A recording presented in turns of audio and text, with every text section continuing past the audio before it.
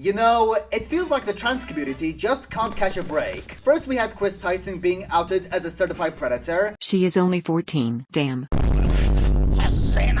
Then we had people on Twitter trying to cancel the Olympics because of a bunch of drag queens. And now we have F1NN5TER. Now some of you might be thinking, well, what kind of evil did this streamer with 700,000 followers commit? I mean, I haven't heard anything bad from him, and he seems to be in good graces with other Twitch streamers, so surely he's a good guy. Well, to put it bluntly, he looked at the amount of minors that Keffels got onto HRT, and he was like, you know what? I could do better than that. In May of 2023, F1NN5TER did a stream where he donated £50,000 to an organization called GenderGP, who claimed to be providing trans healthcare worldwide. I'm spending $50,000 on a problem you might not even know exists. I live in the UK, and right now it's going through a bit of a crisis.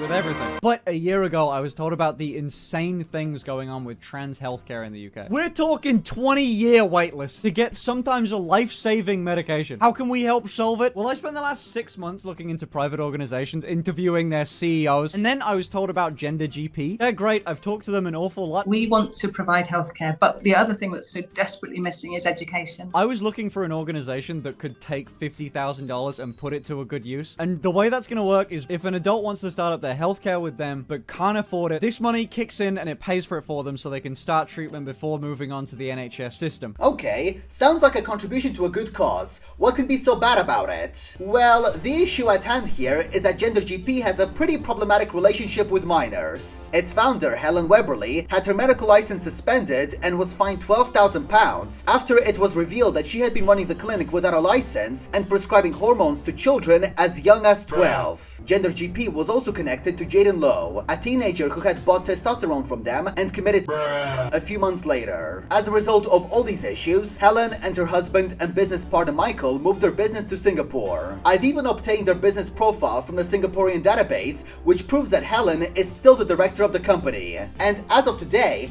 any minor can just contact this organization on their website so they could be provided with unregulated drugs that will severely and irreversibly impact their life. And yet, despite all of this, F1NN5TER somehow thought that these were the best people to work with in order to ensure that adults could be provided with trans medication. But asparagus, you accused F1NN5TER of supporting the pink pilling of minors, yet you failed to mention the fact that the 50k donation he made to GenderGP was specifically for those 18 or over. Issue number 1. GenderGP is actively promoting their services for minors. On their website, they have an FAQ called How to Support a Trans Child. And one of the questions that they answer is, how do we stop puberty? There are different drugs that can do this. GnHRA puberty blockers are the best and the safest, but they're also the one that has a current UK ban. You can potentially use other drugs. Spironolactone and cyproterone prevent the actions of testosterone on the body, while raloxifene can prevent the actions of estrogen. So just for you to understand the gravity of what is being said,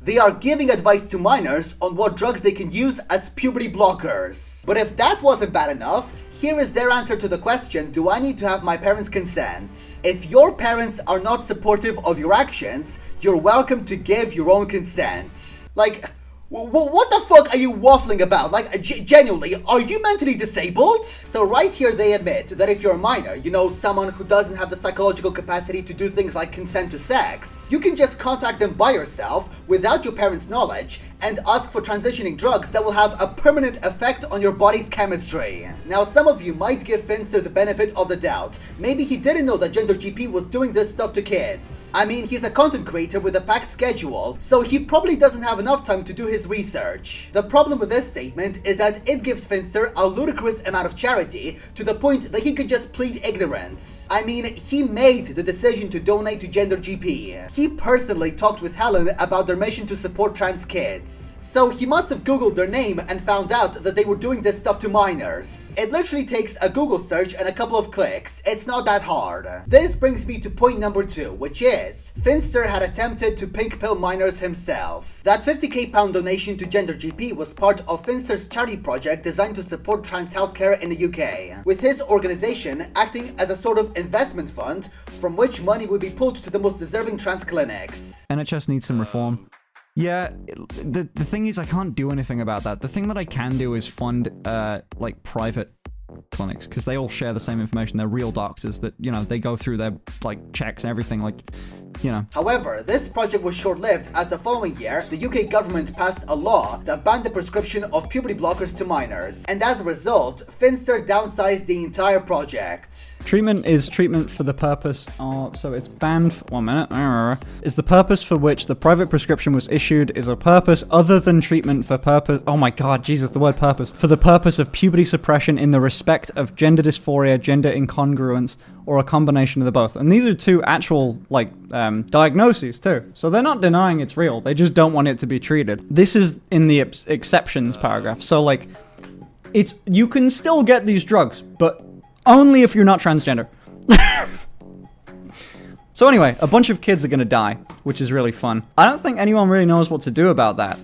And quite frankly, everyone in the group chat for the charity is freaking the fuck out, because a lot of the people that run these have trans kids. Late, Kappa. What so did I miss? There's not really a solution to this. I wish I could come in and say this is what we're doing about it, but we don't have a fucking idea. The best things that we've got that we're working on and that I'm putting some funding towards is essentially just like suicide prevention. Now, his decision doesn't appear to make much sense at all. I mean, can't he just provide support to trans adults like he said he would do with the 50k donation? Well, he could, but the fact that he panicked and remarked about a bunch of trans kids dying and shut down the entire operation after the law was passed demonstrates that he most likely had intended to provide kids with transitioning drugs right from the very start. That's the only thing that makes sense to me, because he said a year prior to that the money was going to be going to private clinics. The thing that I can do is fund, like, private clinics. And at the time, they were allowed to prescribe puberty blockers to minors. Now, so far, there has been no actual confirmation that this is what Finster had intended to do. No Discord messages where he lays out his plan, no emails, no leaked recordings, but it is going to be very difficult for him to plead ignorance on this. Now, why am I so opposed to this? Well, it's because while I do believe that transgenderism is real and not a mental disease or a product of Satanism like Sneeko makes it out to be, is this guy openly gay? Because he's definitely a homosexual. I also stand by the objectively correct opinion that if you are not an adult, you should not be taking drugs that change the way your body works. We're talking about kids whose brains have not developed yet, ergo, they cannot make legitimate and rational decisions on such serious issues. While I was doing research for this video, I came upon the case of a person named Kira Bell, who when she was 16 and by her own admission mentally ill, told a therapist that she thought she was a boy, and was subsequently referred to the Gender Identity Service Clinic at the Tavistock and Pullman NHS Foundation Hospital. And instead of offering therapeutic services in order to understand what was the cause behind her anxiety and depression, they recommended that she take puberty blockers. The quote from the Daily Mail says, "She was told the puberty blocking drugs, delivered in regular injections to suppress her developmental hormones, would give her more time to think. What she wasn't told was that there are concerns over the long-term effects of such treatment, including stunt growth and a reduction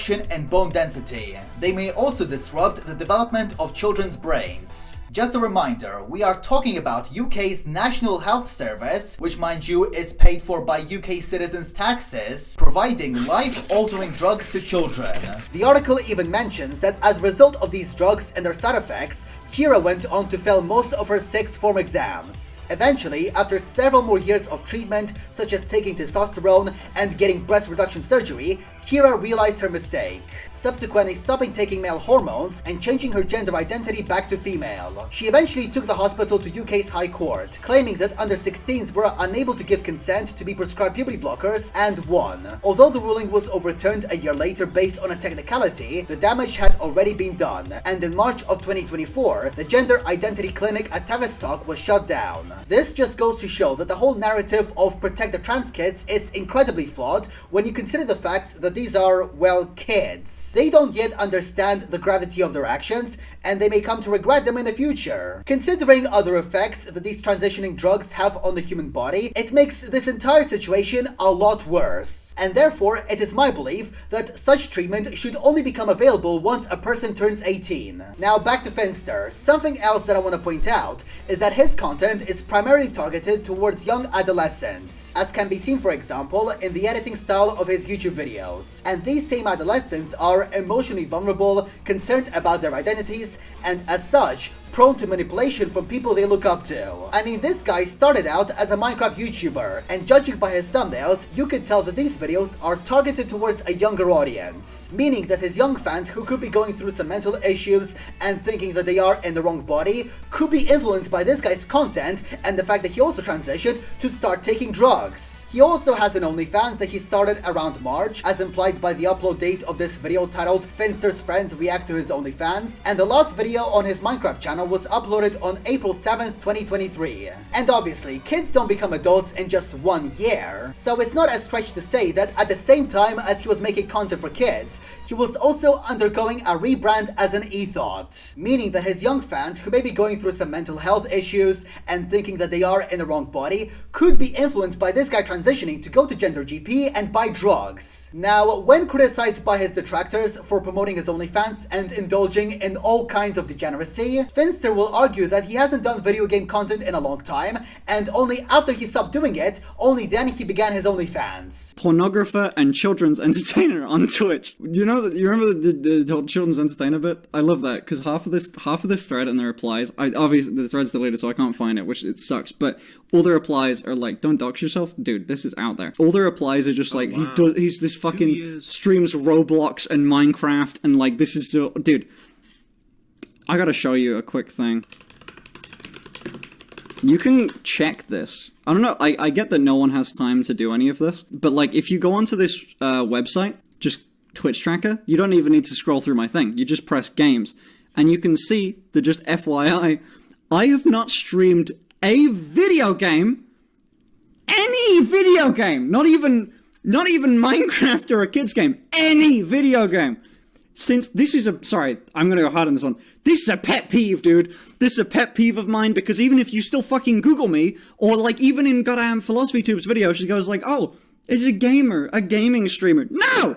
I don't do games anymore, man! Well, considering the dates that I just brought up, we can confidently say that this is in fact not true. And one final thing that I want to mention, his content more recently has become a lot more explicit in nature. I became a pool streamer, the stages of HRT. So I let my viewers send me Christmas presents. I got an offer. Get it? Because it's Pornhub, it's just such amazing high-quality comedy. I'm literally rolling on the floor, dying of laughter. Keep in mind that he doesn't label his streams as mature, so that means 11-year-old Timmy can just click on his stream and be exposed to this fucking shit. Who needs libs of TikTok to make the LGBT community look as bad and disgusting as possible, when F1NN is literally speedrunning sending the community back to the 1950s? But anyway guys, thank you so much for watching and for all of your support. Remember to subscribe, like, comment, turn notifications on. Please comment because it really helps me out in the algorithm. Also, join my Discord server and follow me on the cesspit known as Twitter. And as always, I will see you guys in the next video. Bye bye. She back to the ball. Wait, these niggas watching, I swear to